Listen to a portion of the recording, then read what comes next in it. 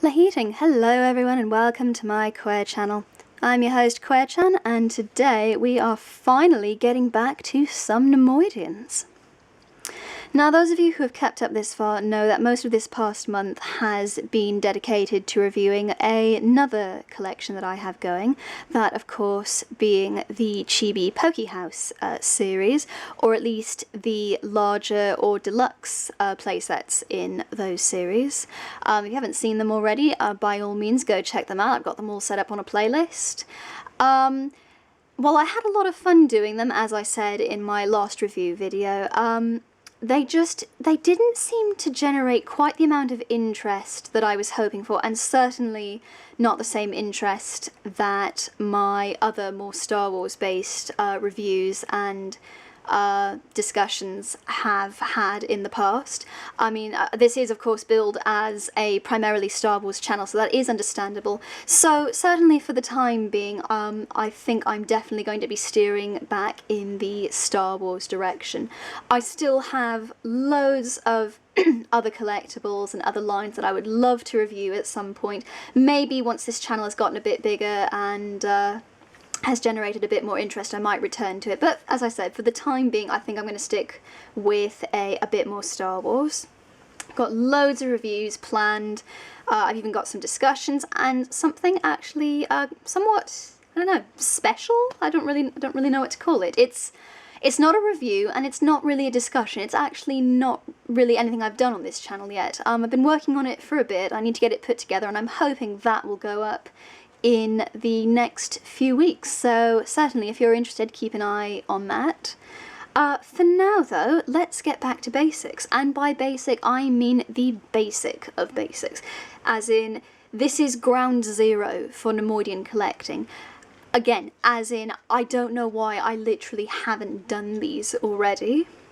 And if that alone hasn't given it away, and I'm sure the title of it already has, it is of course the 1999 Star Wars Episode 1 Hasbro Nute Gunray figure. The Neimoidian figures, from what I've heard, that first of all, I was about 7 or 8 when they came out. I hadn't yet turned into crazy Neimoidian lady, so I don't actually have much of a recollection of seeing these in the shops.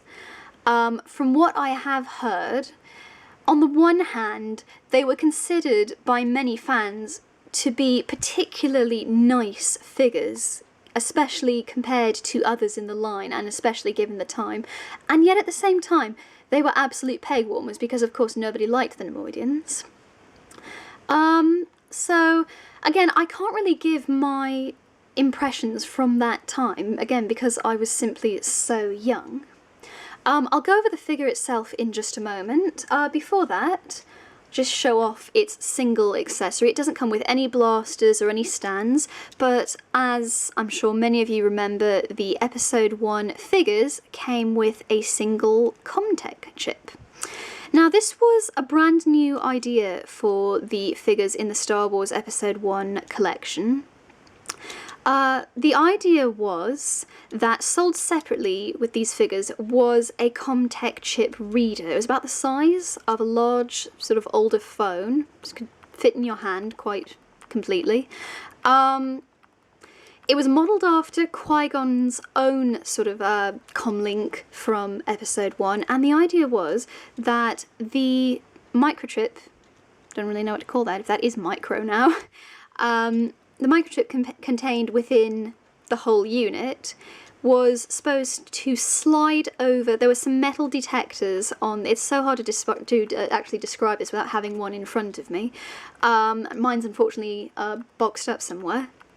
But the idea was that you would slide the chip over the reader and it would produce one of 3 sound bites for each character.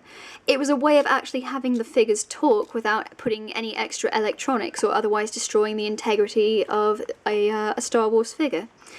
Now, believe it or not, I have actually never heard the sound bites for either of my Neimoidian figures. I have heard, however, that in general the voice acting, or the voices in general, for the episode 1 line of figures was not great. Again, I cannot verify that for myself. I'm not going to play a soundbite on this video, of course, for copyright reasons. There are loads of places where you can hear it, though. But again, amazingly, I have never actually heard it for myself. Now, the chip in itself actually caused a bit of controversy. Well, maybe not controversy, but more of confusion. You see, this is actually an American figure and an American chip. Put you back there.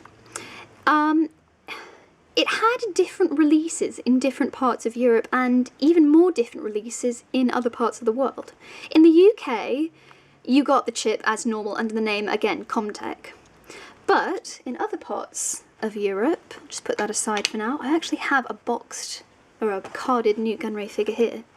This is actually not a ComTech, but a ComTalk figure. These are actually harder to find, and there's no difference in the chip or the figure or anything other than the packaging.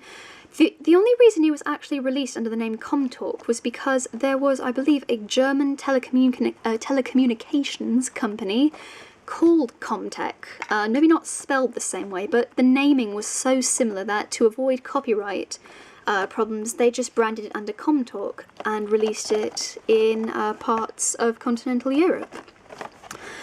Other parts of the world, I don't know why this was done. I would only imagine for translation reasons, as it would be difficult to just get the sound bite in many different languages. They actually didn't release a chip at all.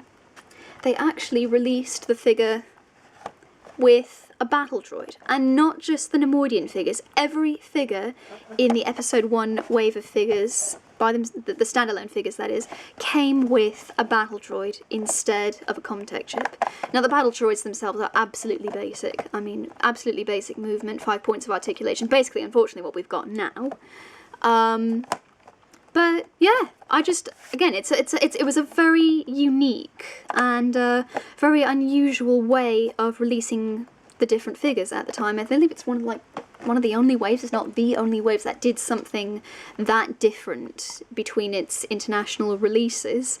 It's made collecting it certainly more interesting. As I said, the ComTalk figures are notoriously hard to find simply because the majority of them are released under ComTech, as was released in the UK, the USA, I believe Canada. But yeah, that's the history behind the ComTech chip. Let's have a look at the actual figure now. As I said, the Neimoidian figures from episode 1 have a reputation as actually being very, very nice figures for their age, and I mean, really, there's no exception. This came out in 1999, I believe. Let's have a look. 98. 6? Does that say 6? Oh, 8. Sorry. Camera. Yes, 98, 99, thereabouts. Given that they hadn't quite perfected facial recognition for more modern figures, or given that paintwork was basic at best when this came out, I mean, it's a superb figure. The likeness is spot on, with the exception, of course, of the Viceroy's triple-crested tiara, which I've mentioned in past videos. This should actually not be black there. The middle of the tiara is open, so you should actually be able to see the top of his head, and I have no idea why they've made this mistake on so many Nute Gunray products, because it's very, very easy to see in the film that his head pokes through the middle of the tiara.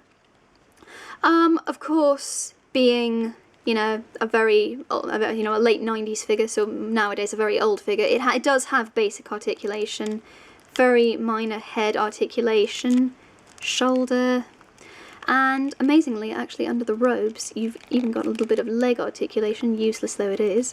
I always like to joke about this. Tell me, those are Ugg boots, are they not? Neimoidians had us beaten back in the 90s. Took us way too long to catch up.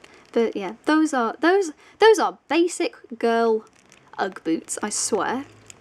But yes. It's a nice figure. That's really all I can say about it at this point. Unfortunately, as I said, given the age of the figure, there isn't too much you can say about it, and there isn't, much you can do to pose with it. On on the one hand, I can understand why the Neimoidians were peg warmers. I mean, they're not the most play-friendly of figures. You can't pose them, you can't really... They didn't come with blasters. I read on the internet once that the only children who would find these figures fun are those that like to play Senate negotiations. So, definitely applicable, but from a collector's point of view, the figure, I think, is absolutely outstanding, particularly, as I say, for a 90s figure. The folding in the robes is wonderful. I can't see if the camera picks it up, but it is textured to look like his outer robes. Got some nice weathering on his collar, his hands, there we go. Hands are nicely painted, nice creasing in his robes, very, very accurate to his on-screen robes. They've even got the stripy bit at the bottom. The only inaccuracy, again, is the top of the Viceroy's tiara. But other than that, it's a superb figure. And even now, it's ridiculously easy to find. As I say, it is ground zero for Neimoidian collecting. Pick them up on eBay, you know, $7, £5, thereabouts. This was actually one of my first Star Wars figures when I got into serious collecting when I was about 14.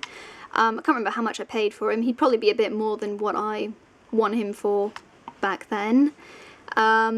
But yes, it's a superb figure. I mean, I'm trying not to be biased here. I think the Neimoidian figures from episode 1 and in general are fantastic. They're well painted, they're accurate.